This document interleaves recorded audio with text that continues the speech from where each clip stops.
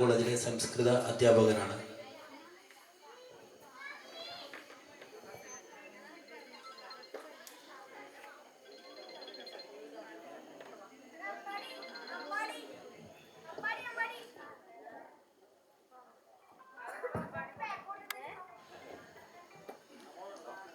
Hello hello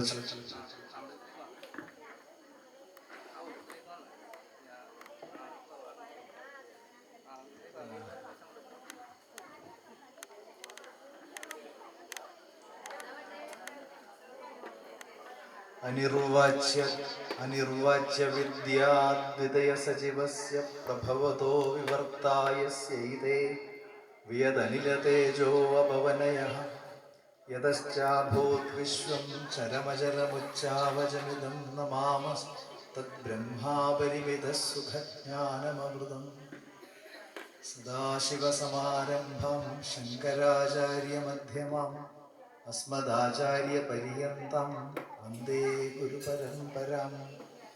ഓം ശ്രീ മഹാവിഷ്ണവേ നമഃ. സ്വാമിയേ ശരണമയ്യപ്പ. എല്ലാവർക്കും വിനീതമായ നമസ്കാരം. ഇന്ന് ഒരു ധന്യ മുഹൂർത്തവും സുദിനവും കൂടിയാണെന്ന് നമുക്കെല്ലാവർക്കും അറിയാം. മകര സംക്രമം, മകര ജ്യോതി, അതുപോലെ തന്നെ ഇന്നത്തെ പരിപാടിയുടെ പുണ്യദിനം. അപ്പോ അത്യന്തം സന്തോഷം നൽകുന്ന ഒരു സുദിനത്തിലാണ് നമ്മൾ ഒത്തുകൂടിയിരിക്കുന്നത്. ഒരുപക്ഷെ മകരസംക്രമം ഒരു രാശിക്രമമാണ്, രാശി മാറ്റമാണ്. അങ്ങനെയാണ് നമ്മുടെ സമ്പ്രദായം അനുസരിച്ച് നമ്മൾ കണക്കാക്കുന്നത്. ആ അർത്ഥത്തിൽ ഈ കൂട്ടായ്മയ്ക്ക് ഒരു ദൗത്യ നിർവഹണം കൂടി ഉണ്ട് എന്ന് ഞാൻ കരുതുന്നു. പുതിയ ഒരു ഭാവിയിലേക്ക് ക്ഷേത്രവുമായി ബന്ധപ്പെട്ട്, ക്ഷേത്ര അനുബന്ധ പ്രവർത്തനങ്ങളുമായി ബന്ധപ്പെട്ട് മറ്റൊരു മുന്നോട്ടുള്ള കാൽവെപ്പ് അത് നടത്താനുള്ള ഒരു സുദിനം കൂടിയാണെന്നാണ് ഞാൻ വിചാരിക്കുന്നത്. പ്രത്യേകിച്ച് നോട്ടീസിൽ കണ്ട ഒരുപാട് പ്രോഗ്രാമുകൾ ഇവിടെ ഇനി അടുത്തതായി വരാനുണ്ട്. അതിലെൻ്റെ ശ്രദ്ധയെ ആകർഷിച്ച ഒരു കാര്യം ഇവിടുത്തെ ഒരു ധനസമാഹരണ പദ്ധതിയാണ്. തീർത്തും വർഷങ്ങൾ നീളുന്നൊരു സമർപ്പിത ബുദ്ധി ഈ ഒരു പ്രോഗ്രാമിന്റെ പിറകിലുണ്ട് എന്ന് ഞാൻ മനസ്സിലാക്കുന്നു. ആ അർത്ഥത്തിൽ ചിന്തിക്കുമ്പോൾ വളരെ നിശ്ചയദാർഢ്യത്തോടെ മുന്നോട്ട് പോകുന്ന സംഘാടക സമൂഹവും ഭക്തജന വൃന്ദവുമാണ് ഇവിടെയുള്ളതെന്നാണെന്ന് ഞാൻ അറിയുന്നത്. വളരെയധികം സന്തോഷമുണ്ട് ഇങ്ങനെയൊരു സദസ്സിന് മുന്നിൽ ഇന്നത്തെ പ്രഭാഷണ വിഷയവുമായി എന്തെങ്കിലും സംസാരിക്കാൻ അവസരം ലഭിച്ചതിന്, എന്നെ പരിഗണിച്ചതിന് ആദ്യമേ തന്നെ ക്ഷേത്ര കമ്മിറ്റി ഭാരവാഹികളോടുള്ള നന്ദിയും സ്നേഹവും അറിയിച്ചുകൊണ്ട് തുടങ്ങട്ടെ.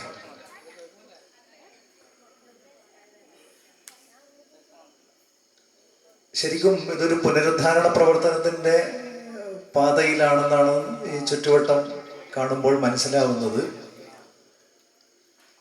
എനിക്ക് ഈ സദസ്സിന് മുന്നിലെ കൂട്ടിച്ചേർക്കാനുള്ള ഒരു കാര്യം,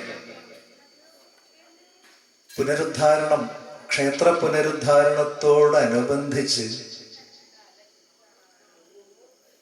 നമ്മുടെ ഉള്ളിലും ഒരു പുനരുദ്ധാരണം നടത്തേണ്ടതുണ്ട് എന്നാണ് ആദ്യമേ തന്നെ നിങ്ങളെ ഓർമ്മിപ്പിക്കാനുള്ളത്. ഒരു ഊർജ്ജസ്വലമായ പുനരുദ്ധാരണ പ്രവൃത്തി നമ്മുടെ ഉള്ളിൽ ഒരു ഭക്തജനവൃന്ദം എന്ന നിലയ്ക്ക് നടത്തേണ്ടതുണ്ട് എന്നാണ് കൂട്ടിച്ചേർക്കാനുള്ളത്. കാരണം ഇന്നത്തെ നമ്മുടെ സമൂഹം, വിശേഷിച്ച് സനാതന ധർമ്മ സമൂഹം, നമ്മുടെ ആചാര പദ്ധതികളിൽ നിന്നും ധാർമ്മികമായ മൂല്യങ്ങളിൽ നിന്നുമൊക്കെ വളരെയധികം അകന്നകന്നകന്നകന്ന് പോകുന്ന കാഴ്ചയാണ് കാണാൻ സാധിക്കുന്നത്. കാലത്തിൻ്റെ സ്വാധീനമാവാം, മറ്റു പല കാരണങ്ങളും ഉണ്ടാവാം. എങ്കിലും കാലാതീതമായി നമ്മൾ കൈമാറി നിന്ന് വന്ന ഒരു ആചാര സമ്പ്രദായവും സംസ്കാരവും അന്യം നിന്ന് പോവില്ല എന്നുള്ള കാര്യത്തിൽ തർക്കമില്ല. എങ്കിലും അത് ദോഷം വരാതെ, അർത്ഥദോഷം വരാതെ, ലക്ഷ്യദോഷം വരാതെ അടുത്ത തലമുറയിൽ നിന്ന് അടുത്ത തലമുറയിലേക്ക് കൈമാറിക്കൊടുക്കുവാനുള്ള ബാധ്യത കൂടി നമുക്കുണ്ട്. ആ അർത്ഥത്തിൽ ചിന്തിക്കുമ്പോൾ നമ്മൾ ഒരുപാട് അകന്നകന്നാണ് പോയിക്കൊണ്ടിരിക്കുന്നത്. അതുകൊണ്ട് ഒരു ഊർജ്ജസ്വലമായ പുനരുദ്ധാരണ പ്രവർത്തനം നമ്മുടെ ഉള്ളിൽ ഉണ്ടാവണം എന്നാണ് ഓർമ്മിപ്പിക്കാനുള്ളത്. എന്താണ് ഈ പുനരുദ്ധാരണം ശരിക്കും? ഒരുപാട് പരിശോധന, പുനഃപരിശോധന, വായന, പുനർവായന, വിചിന്തനം, പുനർവിചിന്തനം, നിരവധി സമാഗമം, പുനഃസമാഗമം, ഇങ്ങനെ നിരവധി പുനഃ ശബ്ദം ചേർത്തുള്ള പദങ്ങൾ നമുക്ക് സുപരിചിതമാണ്. ആ അർത്ഥത്തിൽ ചിന്തിക്കുമ്പോൾ എന്താണ് ഈ പുനരുദ്ധാരണം? ഉദ്ധാരണം എന്ന് പറഞ്ഞു കഴിഞ്ഞാൽ ഉയർച്ചയാണ്. ഉദ്ധരിക്കുക എന്ന പ്രക്രിയയാണ് നമ്മൾ ഉദ്ധാരണം എന്ന് പറയുന്നത്. അപ്പൊ ഒന്ന് ഉദ്ധരിക്കപ്പെട്ടിട്ടുണ്ട് ഇവിടെ. വീണ്ടും പുനർ ഉദ്ധാരണം നടത്താനുള്ള ദൗത്യമാണ് നിങ്ങൾ ഇന്ന് ഏറ്റെടുത്തിരിക്കുന്നത്. അപ്പൊ ആ ദൗത്യത്തിനൊരു സവിശേഷത ഉണ്ടായിരിക്കണം തീർച്ചയായും. ഉദ്ധരിക്കപ്പെട്ടതിനേക്കാൾ മികച്ച ഒരു ദൗത്യബോധം അതിൽ ഉൾപ്പെടണം എന്തായാലും. അപ്പൊ ഞാൻ പറഞ്ഞു വരുന്നത്, ഇപ്പൊ ക്ഷേത്രം എന്ന് പറയുമ്പോൾ തന്നെ ഉദ്ധരിക്കപ്പെടണമെന്ന് ഞാൻ ഉദ്ദേശിച്ചത് അറിവിൻ്റെ ആണ് കേട്ടോ. അറിവിൻ്റെ ഉദ്ധാരണം നമ്മളുടെ ഇടയിൽ വരണം. ഇപ്പോ കൊളത്തൂർ ശ്രീ മഹാവിഷ്ണു ക്ഷേത്രം എന്ന് നമ്മൾ പറയുന്നു. സത്യത്തിൽ എന്താണ് ഈ ക്ഷേത്രം എന്ന് പറഞ്ഞു കഴിഞ്ഞാൽ എന്ന് ചോദിച്ചു കഴിഞ്ഞാൽ എത്ര പേർക്ക് അറിയാമെന്ന് എനിക്ക് അറിഞ്ഞുകൂടാ. അതെ, അദ്ദേഹമൊക്കെ കൈ ഉയർത്തുന്നുണ്ട്. കുറച്ച് പേർക്ക് അറിയാം തീർച്ചയായിട്ടും. എങ്കിലും ക്ഷേത്രം എന്ന് പറഞ്ഞു കഴിഞ്ഞാൽ യഥാർത്ഥത്തിൽ വയൽ, കൃഷിസ്ഥലം എന്നൊക്കെയാണ് ആ പദത്തിൻ്റെ അർത്ഥം. കൃഷി ചെയ്യാനുള്ള സ്ഥലം, വയൽ. ശരിക്കും നമ്മുടെ അമ്പലങ്ങൾക്ക് എന്താണ് പേരെന്ന് ചോദിച്ചു കഴിഞ്ഞാൽ മന്ദിരം എന്നാണ് സംസ്കൃത ദൃഷ്ടിയാ പേര്. നമ്മൾ ശ്രീരാമ മന്ദിരം എന്നൊക്കെ പ്രസിദ്ധമായതുകൊണ്ട് ഓർക്കുന്നുണ്ടാവും മന്ദിരം എന്ന് പറയുമ്പോൾ. ഒരു സംസ്കൃതത്തിലാണ് ഉദ്ദേശിച്ചതെങ്കിൽ കൊളത്തൂർ ശ്രീ മഹാവിഷ്ണു മന്ദിരം എന്നാണ് വരേണ്ടിയിരുന്നത്, അല്ലെങ്കിൽ അമ്പലം മലയാളത്തിലാണെങ്കിൽ. സാക്ഷാത് അമ്പലത്തിന്റെ അർത്ഥം അതിനാണുള്ളത്. പക്ഷെ ക്ഷേത്രം, വയൽ, കൃഷിസ്ഥലം, കണ്ടം എന്നൊക്കെ പറയുന്ന പേര് ഇതിങ്ങനെ ഇതിന് ചേർത്തു. നോക്കൂ, സങ്കല്പിച്ചു നോക്കൂ. ശ്രീ കൊളത്തൂർ മഹാവിഷ്ണു കൃഷിസ്ഥലം, ശ്രീ മഹാവിഷ്ണു, കൊളത്തൂർ മഹാവിഷ്ണു കണ്ടം എന്നൊക്കെ സങ്കല്പിച്ചു നോക്കൂ. അതേ അർത്ഥത്തിലാണത് ക്ഷേത്രം എന്നുള്ള പദമുള്ളത്. ഒരു അമ്പലത്തിനെ കൃഷിസ്ഥലമായി കാണാൻ എന്താണ് കാര്യം? ഇതാണ് എൻ്റെ ചോദ്യം. എന്തുകൊണ്ടായിരിക്കാം? ഒരുപക്ഷെ നിങ്ങൾക്ക് ഭഗവത്ഗീതയിലെ ഈ വചനം പ്രസിദ്ധമായിരിക്കും. അല്ലയോ അർജുന, കൃഷ്ണൻ പറയുന്നുണ്ടല്ലോ, ഇതം ശരീരം ക്ഷേത്രമെത്യഭിധീയതേ. ഈ ശരീരമുണ്ടല്ലോ, അത് ക്ഷേത്രമായി കണക്കാക്കണം, അല്ലെങ്കിൽ ക്ഷേത്രം എന്ന പ്രസിദ്ധി ഈ ശരീരത്തിനുണ്ട് എന്ന് കൃഷ്ണൻ പറയുന്നുണ്ട്. അതേ അർത്ഥസാമ്യം തന്നെയാണ് നമ്മൾ ഉപയോഗിക്കുന്ന ക്ഷേത്ര ശബ്ദത്തിനും ഉള്ളത്. കൃഷിസ്ഥലം. ഈ അമ്പലം കൃഷിസ്ഥലം അല്ലെന്നറിയാം നമുക്ക്. പക്ഷെ ആചാര്യന്മാർ എന്തുകൊണ്ട് ക്ഷേത്രം എന്ന പദം തിരഞ്ഞെടുത്തു? ഇവിടെയാണ് ഞാൻ നേരത്തെ പറഞ്ഞ് നമ്മുടെ ഉള്ളിൽ ഒരു അറിവിന്റെ പുനരുദ്ധാരണം സംഭവിക്കണം എന്ന് പറയാൻ കാരണം. പ്രാഥമികമായ അർത്ഥബോധം, ബോധ്യം, അത് നമ്മൾ തുടങ്ങുന്ന ആചാര പദ്ധതി മുതൽ നമ്മൾ ഇടപെടുന്ന എല്ലാ സാംസ്കാരിക മുഹൂർത്തങ്ങളിലും ഉണ്ടായിരിക്കണം. അങ്ങനെ അറിയുവാനും അത് തേടുവാനും അത് മറ്റൊരു തലമുറയ്ക്ക് പറഞ്ഞു കൊടുക്കാനുമുള്ള സാമർഥ്യം നമ്മൾ കാണിക്കണം. അങ്ങനെ ഒരു സംസ്കാരം ഈ അകന്നകന്നു പോകുന്ന കാലഘട്ടത്തിൽ തിരിച്ചു കൊണ്ടുവരണം. ഇതാണ് ഞാൻ പറഞ്ഞതിൻ്റെ അർത്ഥം. വിഷയത്തിലേക്ക് തിരിച്ചു വന്നാൽ, ഈ അമ്പലത്തിനെ എന്തുകൊണ്ടാണ് ക്ഷേത്രമായി, കൃഷിസ്ഥലമായി കണക്കാക്കിയതെന്ന് ചോദിച്ചു കഴിഞ്ഞാൽ, കൃഷിസ്ഥലത്തിന് എന്താണ് പ്രത്യേകത? കൃഷിസ്ഥലത്തിൽ വിളവെടുക്കുന്ന സ്ഥലമാണ്. നമ്മളൊരു വിത്ത് നടുന്നു, ആ വിത്തിന് അർഹമായ വിളവുണ്ടാവുന്നു. ഈ വിളവ് എപ്പോഴും ആരെ ആശ്രയിച്ച് ഇരിക്കും എന്ന് വെച്ച് കഴിഞ്ഞാൽ വിത്തിനെ ആശ്രയിച്ച് നിൽക്കും പ്രധാനമായും. അപ്പോൾ ഈ അമ്പലത്തിൽ എന്ത് വിത്താണ് നടുന്നു വെച്ച് കഴിഞ്ഞാൽ പുണ്യവും പാപവും ലഭിക്കുവാനുള്ള, പുണ്യവും പാപവും കൃഷി ചെയ്യുവാനുള്ള സ്ഥലമാണ് കൃഷിസ്ഥലം. നമ്മൾ ഈ അമ്പലത്തിൽ ഒരു കാര്യവുമായി മുന്നോട്ട് വരുമ്പോൾ നമുക്ക് ഈ കൃഷിസ്ഥലത്തിൽ നിന്ന് നമുക്ക് എന്ത് കിട്ടുന്നു? പുണ്യം കിട്ടുന്നു. ഭഗവത്ഗീതയിൽ ഇതേ അർത്ഥത്തിലാണ് കൃഷ്ണൻ അത് ഉപയോഗിച്ചത്. ശരീരം ക്ഷേത്രമാണെന്ന് ധരിച്ചോളണം അർജുന എന്ന് പറയുമ്പോൾ ഈ ശരീരം കൊണ്ട് പുണ്യത്തെ നേടാനും, പുണ്യമെന്ന ഫലത്തിനെ നേടാനും സാധിക്കും, പാപം എന്ന ഫലത്തിനെ നേടുവാനും സാധിക്കും. ഈ ശരീരം അവിടെ ഒരു കൃഷിസ്ഥല സമാനമായ പ്രദേശമായിട്ടാണ് നിലകൊള്ളുന്നത്. ഇതിൽ നമ്മൾ എന്ത് കർമ്മ വിത്തിടുന്നുവോ അതിനനുസരിച്ചായിരിക്കും ഫലം. പുണ്യകർമ്മം നമ്മൾ ചെയ്താൽ ഈ ശരീരം കൊണ്ട് നമുക്ക് പുണ്യമായ ഫലത്തിനെ ഉൽപ്പാദിപ്പിക്കാം. പാപമായ കർമ്മം ഇതിൽ ചോദിച്ചാൽ ഈ ശരീരം കൊണ്ട് പാപഫലത്തെയും ഉൽപ്പാദിപ്പിക്കാം. ഇതാണ് ആ പറഞ്ഞതിൻ്റെ സാരം. അതേപോലെ ക്ഷേത്രത്തിലേക്ക് നമുക്ക് പുണ്യത്തെ ലഭിക്കുവാനുള്ള, ഫലമായി ഉൽപ്പാദിപ്പിക്കുവാനുള്ള, നേടുവാനുള്ള സ്ഥലമാണ് ക്ഷേത്രം. അതുകൊണ്ടാണ് കൃഷിസ്ഥലം എന്ന സങ്കല്പത്തിൽ അമ്പലത്തിന് ക്ഷേത്രം എന്ന പേര് നൽകുവാൻ കാരണം.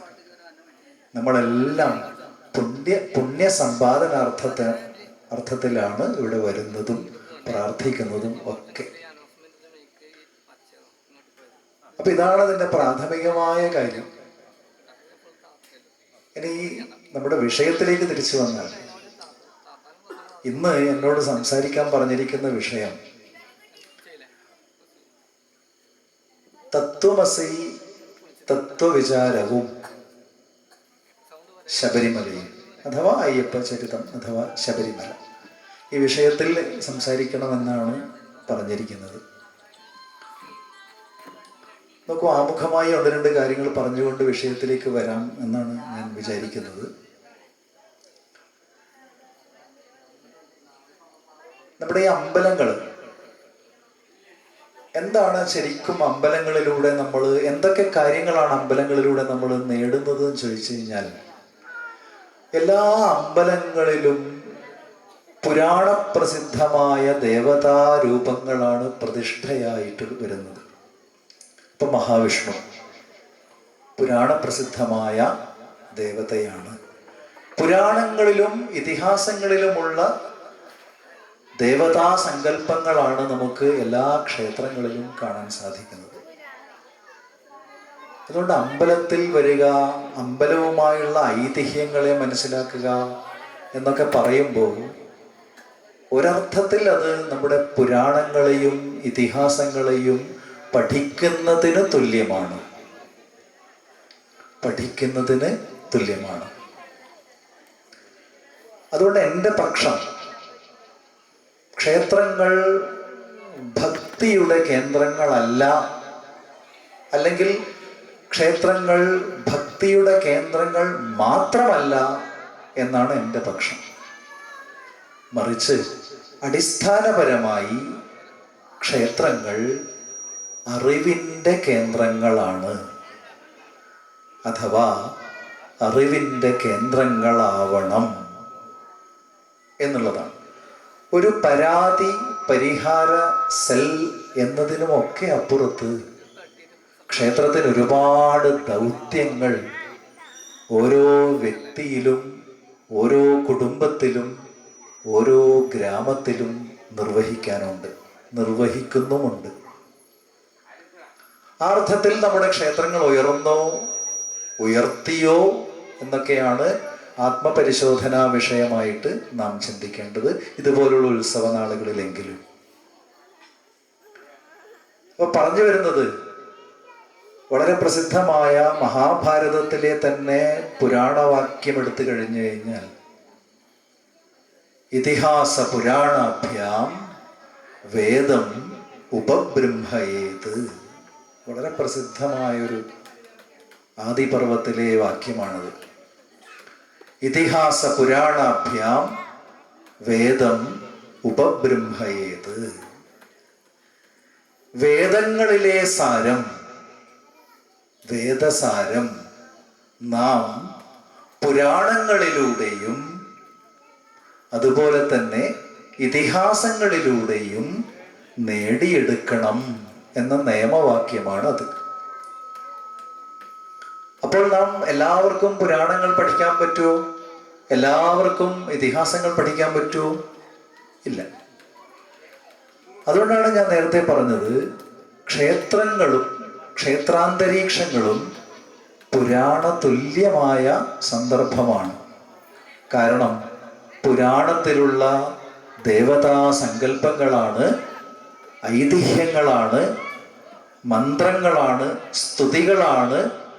ആ ആർഷ പരമ്പര കൈമാറി കൈമാറി കൈമാറി വന്ന അതേ സംസ്കാരവും സമ്പത്തുമാണ് നമ്മൾ ഇന്നും ക്ഷേത്രങ്ങളിലൂടെയൊക്കെ പിന്തുടരുന്നത്. അപ്പൊ അത് പുരാണങ്ങളെയും ഇതിഹാസ ഗ്രന്ഥങ്ങളെയും പഠിക്കുന്നതിന് തുല്യമാണ് ക്ഷേത്രത്തിലെ ദേവതാ സങ്കല്പത്തെക്കുറിച്ച് അറിയുക എന്നുള്ളത്. അതുകൊണ്ട് നമ്മുടെ അടിസ്ഥാനപരമായ നിയമം ഇതാണ്. ഇത് മനസ്സിൽ ഓർമ്മ വെക്കണം. ഏത്? ഇപ്പൊ പറഞ്ഞ വാക്യം, ഇതിഹാസ പുരാണാഭ്യാം വേദം ഉപബ്രഹ്മയേത്. ആമുഖമായി എനിക്കിതാണ് പറയാൻ തോന്നുന്നത്. ഇതു മുതൽ നമ്മൾ ആരംഭിക്കണം ഇതിൻ്റെ പഠനം.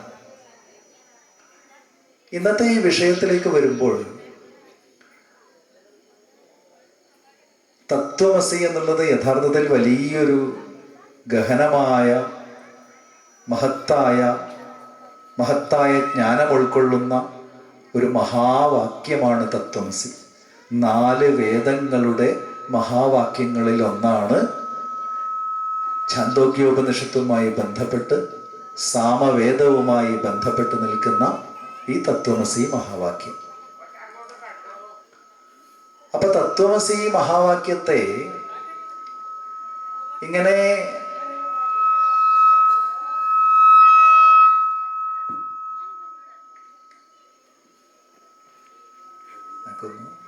മാസ്റ്റർ ഒന്ന് കുറച്ചാൽ മതി തോന്നുന്നു. തത്വമസി മഹാവാക്യത്തെ ഇങ്ങനെ ലളിതമായി പറയാൻ സാധിക്കുമോ എന്ന് എനിക്ക് അറിഞ്ഞുകൂടാ. എങ്കിലും പ്രാഥമികമായ ചില കാര്യങ്ങൾ തത്വമസി മഹാവാക്യത്തെക്കുറിച്ചും ശബരിമലയെക്കുറിച്ചൊക്കെ പറയാമെന്നാണ് ഞാൻ വിചാരിക്കുന്നത്. അതിനു മുൻപ് തത്വമസിയുടെ സാമാന്യ അർത്ഥം എല്ലാവർക്കും അറിയായിരിക്കും. പൊതുവെ എല്ലാവരും പറഞ്ഞു കേൾക്കുന്ന അർത്ഥം, സാമാന്യ ജനം പറഞ്ഞു കേൾക്കുന്ന അർത്ഥം നീയും ഈശ്വരനും ഒന്നാണ് എന്നുള്ളതാണ്. നീയും ഈശ്വരനും ഒന്നാണ്. യഥാർത്ഥത്തിൽ തത് ത്വം അസി, അത് നീ ആകുന്നു എന്ന് പറഞ്ഞു കഴിഞ്ഞാൽ നീയും ഈശ്വരനും, ഈശ്വര ചൈതന്യവും നിന്റെ ജീവചൈതന്യവും ഒന്നു തന്നെ, നീ തന്നെ ഈശ്വരൻ. ഇതാണ് അതിൻ്റെ സാരം. പക്ഷെ ഞാൻ മറ്റൊരു ചോദ്യമാണ് നിങ്ങൾക്ക് മുന്നിൽ വെക്കാൻ ആഗ്രഹിക്കുന്നത്. നമ്മളാണ് ഈശ്വരനെങ്കിൽ ഈ സമൂഹവും നാം അടങ്ങുന്ന ഈ സമൂഹം എന്തുകൊണ്ട് ഇങ്ങനെയായി? നോക്കൂ, ഈ സമൂഹത്തെ നിരീക്ഷിച്ചു നോക്കൂ. ഈശ്വരൻ എത്ര പക്ഷപാതപരമായിട്ടാണ് പെരുമാറിയിട്ടുള്ളത്. ചില വീടുകളിൽ ദുഃഖം മാത്രമേ ഉള്ളൂ. അത് ദാരിദ്ര്യമാവാം, മഹാരോഗമാവാം, അല്ലെങ്കിൽ മറ്റെന്തെങ്കിലുമൊക്കെ ദുരിതങ്ങളാവാം. ചില വീടുകളിലാകട്ടെ സമ്പന്നരാണ്, സന്തോഷവും സമ്പത്തും ഒക്കെ ആയിരിക്കും കാണുക. നമ്മുടെ സമൂഹം നിരീക്ഷിച്ചാൽ സമ്മിശ്രങ്ങളായ ഒരുപാട് ജീവിത സാഹചര്യങ്ങളാണ് നമുക്ക് കാണാൻ സാധിക്കുക. നമ്മളൊക്കെ ഈശ്വരന്മാരാണെങ്കിൽ എന്തുകൊണ്ടാണ് ഇങ്ങനെ ചിലർ ദുഃഖിക്കാനും ചിലർ സന്തോഷിക്കുവാനും ഒക്കെ ഉള്ള ഒരു നില വരുന്നത്? ഈശ്വരൻ പക്ഷപാതിയാണോ? പക്ഷപാതപരമായി പെരുമാറുന്നവനാണോ ഈശ്വരൻ? ഇതാണ് വളരെ മൗലികമായ ചോദ്യം. നമ്മൾ വലിയ വലിയ തത്വങ്ങളിലൊക്കെ കടക്കുന്നതിന് മുമ്പ് നമ്മുടെ ചുറ്റുവട്ടം നിരീക്ഷിക്കുമ്പോൾ നമുക്ക് ഉയർത്താവുന്ന ചോദ്യം ഇതാണ്. അവിടെയാണ് ഈ ലോകത്തിന് ഭാരതീയ സംസ്കാരം നൽകിയ സംഭാവനയെ നമ്മൾ ഓർക്കേണ്ടത്. എന്താണ് ആ സംഭാവന? കർമ്മസിദ്ധാന്തം. എന്താണ് കർമ്മസിദ്ധാന്തം? നമ്മുടെ ഈ ജീവിതമുണ്ടല്ലോ, ഈ ജീവിതം കർമ്മ ഫല അനുസാരിയായി പ്രവർത്തിക്കുന്നതാണ്. ഇത് നമ്മൾ മനസ്സിലാക്കണം. ഈശ്വരൻ പക്ഷപാതം ചെയ്യുന്നത് കൊണ്ടല്ല. യഥാർത്ഥത്തിൽ നമ്മുടെ സൃഷ്ടികളിൽ ഒരു ഘട്ടത്തിൽ പോലും, സൃഷ്ടിക്ക് ഈശ്വരൻ ആവശ്യമുണ്ട്, പക്ഷെ നമ്മുടെ ജീവിതത്തിൻ്റെ സാഹചര്യ സൃഷ്ടിയിൽ ഒരു ഘട്ടത്തിൽ പോലും ഈശ്വരന് പങ്കില്ല. അവിടെ നമ്മുടെ കർമ്മമാണ് നമ്മുടെ ജീവിതത്തെ, നമ്മുടെ ജീവിത സാഹചര്യത്തിനെയൊക്കെ നിശ്ചയിക്കുന്നതും നിശ്ചയിച്ചതും. അതിനെ നമ്മുടെ ഭാരതീയ ശാസ്ത്രം ഒറ്റ വാക്കിൽ പറയുന്ന പേരാണ് ഞാൻ മുന്നേ പറഞ്ഞത്, കർമ്മസിദ്ധാന്തം. ഇത് നമ്മളെല്ലാവരും അറിയണം. ഇതിൽ നിന്നായിരിക്കണം നമ്മൾ നീയും ഈശ്വരനും ഒന്നു തന്നെ എന്നുള്ള ഉയർന്ന തലത്തിലേക്ക് എത്തേണ്ടത്. ഞാൻ പറഞ്ഞു വരുന്നത് എന്താണ് ഈ കർമ്മസിദ്ധാന്തം? നോക്കൂ, ഇത് ശ്രദ്ധിക്കേണ്ട കാര്യമാണ്. 3 ഘട്ടങ്ങളിലായിട്ട് സദാസമയവും നമ്മുടെ ജീവിതത്തിൽ കർമ്മം അഥവാ കർമ്മഫലം നമ്മളിൽ ഇടപെട്ടുകൊണ്ടേയിരിക്കുന്നുണ്ട്. ഒന്നുകൂടി ആവർത്തിക്കാം. 3 ഘട്ടങ്ങളിലായിട്ട് ജീവിതത്തിൽ എല്ലായ്പ്പോഴും, നമ്മുടെ ജീവിതത്തിൽ എല്ലായ്പ്പോഴും കർമ്മം ഇടപെട്ടുകൊണ്ടേയിരിക്കുന്നുണ്ട്. ഏതൊക്കെയാണ് ആ 3 സ്ഥലങ്ങൾ? ഒന്ന് സഞ്ചിത കർമ്മം. എന്താണ് സഞ്ചിത കർമ്മം? സഞ്ചിതം എന്ന് പറഞ്ഞാൽ സഞ്ചയിച്ചത് എന്നാണ്. പണ്ട് സ്കൂളിലൊക്കെ ഒരു സഞ്ചയിക പദ്ധതി ഉണ്ടായിരുന്നു, ഓർക്കുന്നുണ്ടോ? ഇപ്പോഴുണ്ടോ എന്ന് എനിക്ക് അറിഞ്ഞൂടാ. ഇപ്പോഴില്ല. അപ്പൊ സഞ്ചയിക, കൂട്ടി വയ്ക്കുക എന്നുള്ള സങ്കല്പമാണ് അവിടെ ഉള്ളത്. സഞ്ചിയും ഒരുപക്ഷെ അങ്ങനെ ആയിരിക്കണം എന്ന് തോന്നുന്നു, അറിഞ്ഞുകൂടാ. എല്ലാം ചേർത്ത് വെച്ച ഒന്ന്. സഞ്ചിതം എന്ന് പറഞ്ഞു കഴിഞ്ഞാൽ കൂട്ടിവെക്കേണ്ടത്, കൂട്ടിവെച്ചത് എന്നാണ് അർത്ഥം. സഞ്ചിതമായ കർമ്മങ്ങൾ, കൂട്ടിവെച്ച കർമ്മങ്ങൾ. എപ്പോൾ കൂട്ടിവെച്ച കർമ്മങ്ങൾ? ഈ ജന്മമുണ്ടല്ലോ, ഈ ജന്മം നമ്മൾ എടുക്കുന്നതിന് മുൻപ്, അഥവാ നമ്മൾ ഈ ജന്മത്തിലേക്ക് വരുന്നതിന് മുൻപ് മുൻകാലങ്ങളിൽ നമുക്കൊരുപാട് ജന്മങ്ങൾ ഉണ്ടായിരുന്നു. അതൊക്കെ കഴിഞ്ഞിട്ടാണ് ഒരു മനുഷ്യജന്മം നമുക്ക് കിട്ടുന്നത്. അപ്പൊ മുൻപുള്ള ജന്മങ്ങളിൽ നമ്മൾ ചെയ്ത കർമ്മത്തിൽ നിന്ന് ആർജിച്ച നേടിയ കർമ്മഫലങ്ങളുണ്ടല്ലോ, അത് കൂട്ടിവെച്ചതാണ്. അത് അടുത്ത ജന്മം എടുക്കുമ്പോഴും നമ്മളോടൊപ്പം വരും. അതുകൊണ്ട് ചില കാര്യങ്ങൾക്ക് നമ്മൾ മുൻജന്മ പുണ്യം, മുൻജന്മ പാപം എന്നൊക്കെ പറയാറുണ്ട് ഇല്ലേ? ചില സന്ദർഭങ്ങളിലെങ്കിലും നമ്മൾ അങ്ങനെ പറയാറുണ്ട്. നമ്മളും ചില ജനിച്ചു വീഴുന്ന കുട്ടി ഒരു പക്ഷേ പെട്ടെന്നൊക്കെ മരണപ്പെട്ടേക്കാം. എന്ത് പാപം ചെയ്തിട്ടാണ് ആ കുട്ടി? ജീവിച്ചു പോലും ചെയ്തിട്ടില്ല. ചിലർ മഹാഭാഗ്യമുള്ള വീടുകളിലോ കുലത്തിലോ ഒക്കെ ജന്മം കൊണ്ടേക്കാം. അതും എന്ത് ഭാഗ്യം ചെയ്തിട്ടാണ്, എന്ത് ഫലം ചെയ്തിട്ടാണ്? അപ്പോൾ അവിടെയൊക്കെ നമ്മൾ പൂർവ ജന്മ കർമ്മത്തിനോടാണ് അത്തരം പുണ്യങ്ങളെയും പാപങ്ങളെയും ചേർത്ത് വെക്കാറ്. അത് കാരണമായിരിക്കാം എന്നാണ് നമ്മൾ പറയാറുള്ളത്. അങ്ങനെ പറയാനേ നമുക്ക് നമ്മുടെ യുക്തി അനുവദിക്കുകയുമുള്ളൂ. എന്തുകൊണ്ടാ അറിയില്ല. അത് പൂർവജന്മത്തിലേക്കല്ലാതെ മറ്റൊരു സ്ഥലത്തേക്ക് അന്വയിക്കാൻ സാധ്യമല്ല. ഞാൻ ഈ സംസാരിക്കുന്നതൊക്കെയും നമ്മുടെ ജീവിതവുമായി ബന്ധപ്പെട്ട കാര്യങ്ങളാണ്. നമ്മളത് നിരീക്ഷിച്ചിട്ടുണ്ടോ എന്ന് അറിഞ്ഞുകൂടാ. നിരീക്ഷിച്ചാൽ ഇതുപോലുള്ള പല പല പല സന്ദർഭങ്ങൾ നമുക്ക് കാണാൻ സാധിക്കും. അപ്പൊ അത് പൂർവജന്മ, ഞാൻ പറഞ്ഞു വരുന്നത് മുൻപ് ഒരുപാട് ജന്മങ്ങൾ നമുക്കുണ്ട്. ആ ജന്മത്തിൽ ഒരുപാട് കർമ്മങ്ങൾ നമ്മൾ ചെയ്തിട്ടുണ്ട്. ആ കർമ്മങ്ങള് കർമ്മഫലം എന്ന രൂപത്തിൽ സഞ്ചിതമായിട്ട്, സംസ്കാരമായിട്ട് അത് വരും. അതാണ് സഞ്ചിത കർമ്മം, അടുത്ത ജന്മം. യഥാർത്ഥത്തിൽ ആ സഞ്ചിതമായ കർമ്മമാണ്, അങ്ങനെയാണല്ലോ ഈ ജന്മത്തിൽ നമ്മൾ ചെയ്തു കൂട്ടുന്ന ചെയ്ത്തുകൾക്കൊക്കെ, നല്ലതായിക്കോട്ടെ മോശമായിക്കോട്ടെ, ഈ ജന്മത്തിൽ തന്നെ അനുഭവിച്ചു തീർക്കാൻ പറ്റുമോ? അങ്ങനെ ഇല്ലല്ലോ. അങ്ങനെ സംഭവ്യവുമല്ല. വളരെ നീചമായ പ്രവൃത്തികൾ ചെയ്തവരൊക്കെ സുന്ദരമായി മരണപ്പെട്ടു പോയതൊക്കെയായി നമ്മൾ പറയാറുണ്ട്. ഇങ്ങനെ നരകിച്ച് മരിക്കേണ്ടവനാണ്, അങ്ങനെയൊക്കെ നമ്മൾ പറയാറുണ്ട്.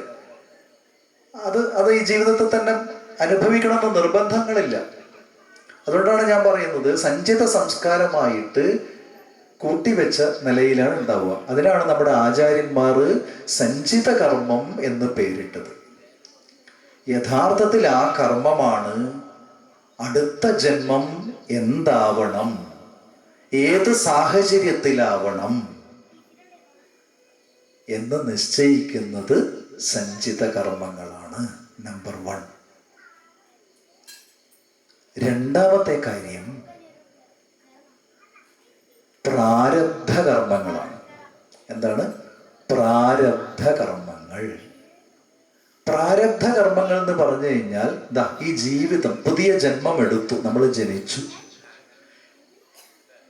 ഈ ജനിച്ചത് മുതൽ നമ്മൾ ഈ ജന്മത്തിൽ അനുഭവിച്ച് തീർക്കേണ്ടതായ ഒരുപാട് കർമ്മഫലങ്ങളുണ്ട്. നമ്മളതിനെ ഡെസ്റ്റിനി, വിധി എന്നൊക്കെ നമ്മൾ പറയും. അത് നമുക്ക് നിശ്ചയിക്കാൻ പറ്റില്ല. നാളെ നമ്മൾ എന്താവുമെന്നും നമുക്ക് നിശ്ചയിക്കാൻ പറ്റില്ല. അതിനെയാണ് നമ്മൾ ഡെസ്റ്റിനി എന്നൊക്കെ പറയുക. വിധി എന്നൊക്കെ നമ്മൾ പറയുന്നത് അതിനെയാണ്. എന്ന് വെച്ചാൽ അത് നമുക്ക് അറിഞ്ഞുകൂടാ. ആ മുൻജന്മ കർമ്മങ്ങളിലുള്ള കാര്യങ്ങൾ കൊണ്ടാണ് ഈ ജന്മം കിട്ടിയത്. ഈ ജന്മത്തിൽ നമ്മൾ മുൻജന്മത്തിൽ എന്തൊക്കെ പുണ്യമാണെങ്കിൽ പുണ്യം, പാപമാണെങ്കിൽ പാപം, എന്താണോ സഞ്ചിതമായിട്ടുള്ളത് അത് ഈ ജന്മത്തിൽ അനുഭവിച്ച് തീർക്കുക തന്നെ വേണം. അങ്ങനെ ഈ ജന്മത്തിൽ നമുക്ക് വന്നു ചേരുന്നതായ എല്ലാ കർമ്മങ്ങളെയും പറയുന്ന പേരാണ് പ്രാരബ്ധ കർമ്മങ്ങൾ. ഇതും സദാസമയവും നമ്മുടെ ജീവിതത്തിൽ ഇടപെട്ടുകൊണ്ടേയിരിക്കുന്ന കർമ്മങ്ങളാണ്. നമുക്ക് തന്നെ അനുഭവമുള്ള കാര്യങ്ങളാണ്.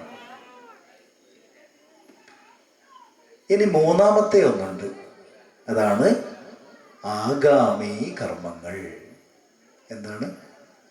ആഗാമി കർമ്മങ്ങൾ, വരാനിരിക്കുന്ന കർമ്മങ്ങൾ.